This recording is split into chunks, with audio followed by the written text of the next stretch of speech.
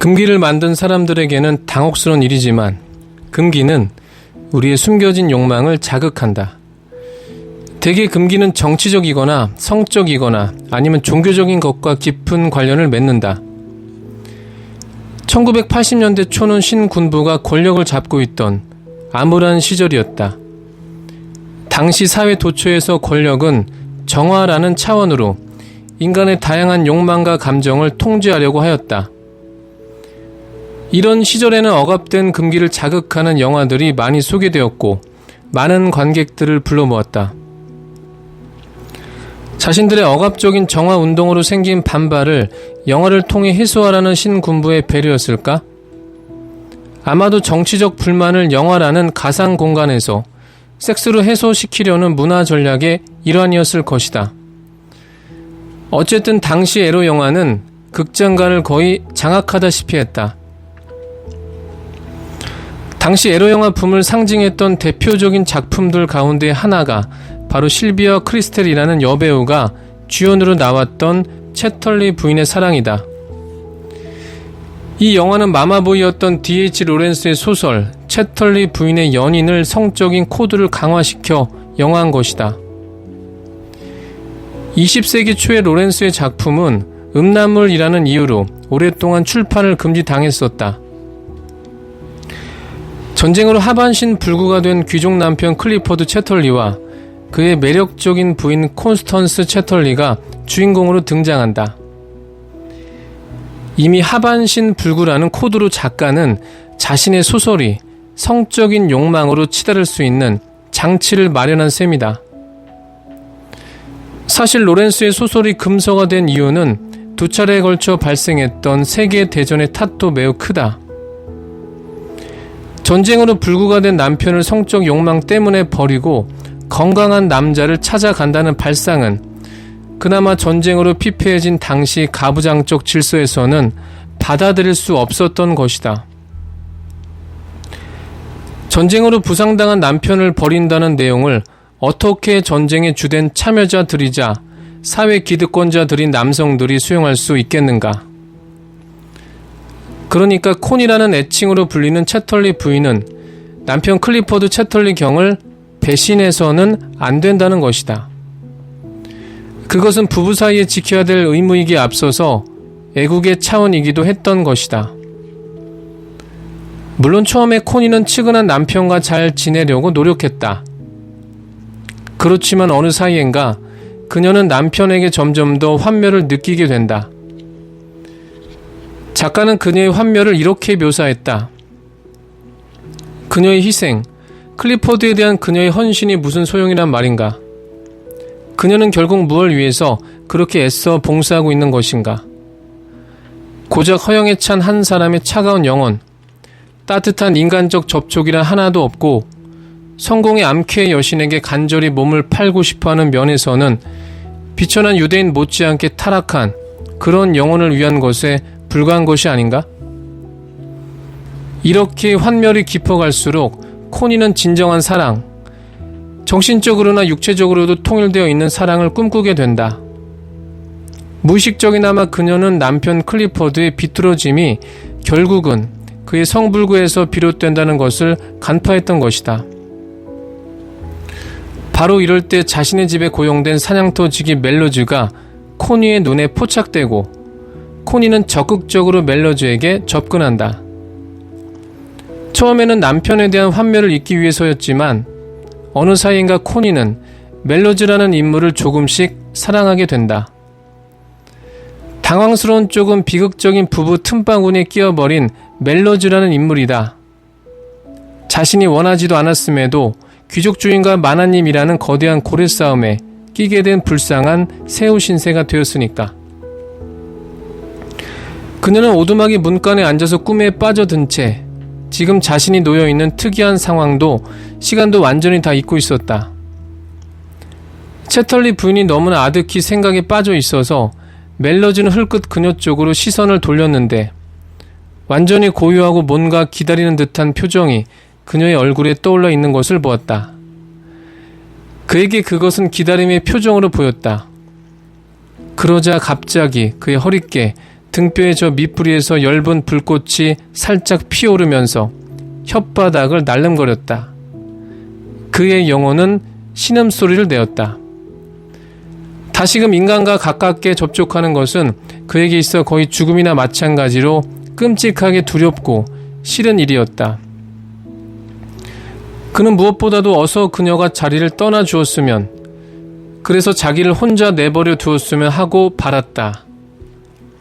그녀가 지닌 의지, 여성적 의지, 그리고 현대 여성으로서의 고집스러움이 두려웠다. 그리고 무엇보다도 그는 자기 뜻대로 하는 그녀의 거리낌 없는 상류 계급적 무례함이 두려웠다. 왜냐하면 결국 자신은 고용인에 불과했기 때문이다. 멜로즈는 그녀가 거기 있는 것을 증오했다. 멜로즈가 그렇다고 해서 코니에게 매력을 느끼지 않았던 것은 아니다. 그의 허리깨, 등뼈의 저 밑부리에서 엷은 불꽃이 살짝 피오르면서 혓바닥을 날름거렸기 때문이다. 사실 그가 사냥터지기로 고독하게 살기로 결정했던 이유는 이미 다른 여자에게 심하게 상처를 받은 적이 있었기 때문이다. 그런데 다시 사랑에 대한 열망이 저 밑 성기를 요동치도록 만들고 있다. 더군다나 코니는 자기 주인의 부인 아닌가? 주인이 알면 자신이 자처한 고독한 삶은 여지없이 파괴될 것이다. 물론 그렇다고 해서 코니의 은밀한 유혹을 거부할 수도 없었다. 코니도 충분히 멜로즈의 삶을 흔들 수 있기 때문이다. 아무리 여자라고 해도 코니는 안주인 아닌가? 그러나 뭐니 해도 가장 당혹스러운 것은 여자를 거들떠 보지도 않겠다는 다짐이 자신을 조롱이라도 하듯 무너지고 있다는 자각이다. 코니를 끌어안을 것인가? 코니를 거부할 것인가? 도대체 어찌해야 하는가? 불쌍한 멜로즈로서는 멘붕 상태에 빠질 수밖에 없는 일이다. 로렌스의 소설을 읽고 멜로즈의 감정 상태를 알았다면 스피노자는 당황의 감정이 멜로즈의 온몸을 감싸고 있다고 이야기했을 것이다. 당황이라는 감정은 인간을 무감각하게 만들거나 동요하게 만들어서 악을 피할 수 없도록 만드는 두려움으로 정의된다. 스피노자 에티카에서 당황의 감정을 정의하면서 스피노자는 이 감정을 더 구체적으로 설명한다.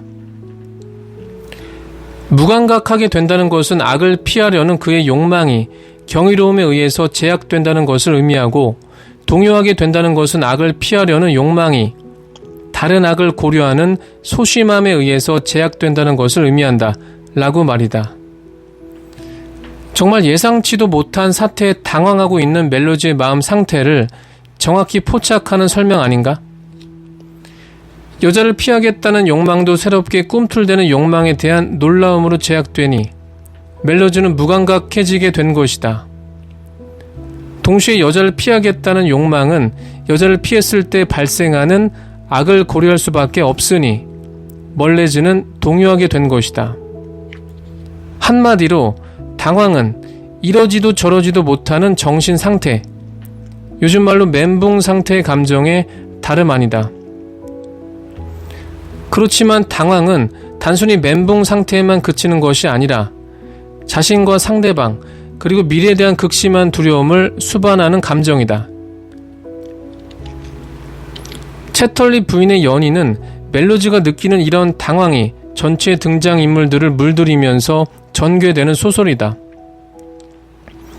멜로즈와의 사랑이 깊어질수록 코니도 멜로즈가 느꼈던 당황의 감정을 겪게 된다. 불구가 된 남편이라도 남편은 남편 아닌가? 이제 어쩔 것인가? 남편에게 돌아갈 것인가? 아니면 멜로즈와 새로운 삶을 시작할 것인가? 멜로즈가 코니를 사랑하면서 당황의 감정을 극복했던 것처럼 코니도 멜로즈와의 사랑을 통해서 당황의 감정에 대처해 나간다. 그렇지만 코니가 극복한 당황의 감정은 이제 다음 순서, 그녀의 남편 클리포드에게로 옮아간다. 아내에게 이혼하자는 요구를 듣고서 심지어 그녀가 사랑하는 애인이 다름 아닌 자신이 부리던 사냥터 직이라는 사실을 알고서 클리포드도 적잖이 당황의 감정에 휩싸이게 된다. 이렇게 당황이라는 감정이 로렌스의 소설 전체를 움직이는 엔진처럼 작동하고 있다는 것이 무척 신기하다. 그렇지만 멜러즈, 코니, 그리고 클리포드에게서 당황의 감정이 끝나는 것은 아니다. 최종적으로 그들이 느꼈던 당황은 독자에게도 고스란히 남겨질 것이다. 책을 끝까지 읽은 독자만이 그것을 느끼게 될 테지만 말이다. 단순히 후배나 선배라고 생각했는데 그에게 키스하고 싶은 욕망이 머리를 흔들 때가 있다. 혹은 사랑하는 사람이어서 결혼했지만 허니문에서 그와 섹스하는 것이 너무나 힘들고 끔찍하게 느껴질 때가 있다. 혹은 클럽에서 춤추는 사람들을 폄하했던 내가 부득이하게 클럽에 들어갔는데 음악과 조명에 몸을 맡기는 낯선 자신을 발견할 때도 있다. 이처럼 전혀 예상치 않았던 욕망을 내 자신에게서 발견하게 될 때 우리는 당황하게 된다.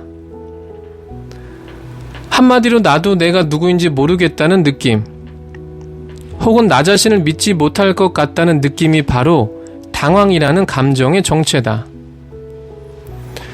그러니까 당황의 감정은 락항의 표현을 빌리자면 이런 사람일 거야 라고 생각했던 나와 실제로 살아서 욕망하는 나 사이의 간극을 확인할 때 발생한다. 어쩌면 당황의 감정에 빠진 사람은 행운아라고 할 수 있다. 당황의 감정을 통해서 우리는 진정한 자신 혹은 자기의 맨얼굴을 찾을 수 있을 테니 말이다. 그러니까 가면의 욕망과 맨얼굴의 욕망이 우리 내면에서 격렬하게 충돌한다면 당황의 감정에 사로잡힌 것이다. 그러니 당황에 빠질 때 걱정할 건 없다. 무조건 맨얼굴의 욕망, 즉 내가 이런 사람이었나 하고 경이롭게 생각하는 욕망이 이길 수밖에 없기 때문이다. 물론 아주 여린 사람들은 맨얼굴의 욕망을 거부할 수도 있다. 키스하고 싶은 욕망을 누르기 위해서 후배나 선배에게 쌀쌀 맞게 굴거나 그들을 보지 않으려고 할 수도 있다. 남편과의 섹스를 꺼리는 마음을 달래기 위해서 술을 마신 채로 그의 섹스를 응할 수도 있다. 아니면 춤을 추려는 욕망을 부정하기 위해서 뒤풀이 장소에는 가급적 가지 않거나 친구들과의 늦은 만남을 피할 수도 있다. 뭐 할 수 있을 때까지 자신에게 저항해보라. 맨얼굴의 욕망을 부정하고 가면의 욕망을 추구하면 할수록 낯빛은 피폐해지고 삶은 무기력해질 테니까 말이다.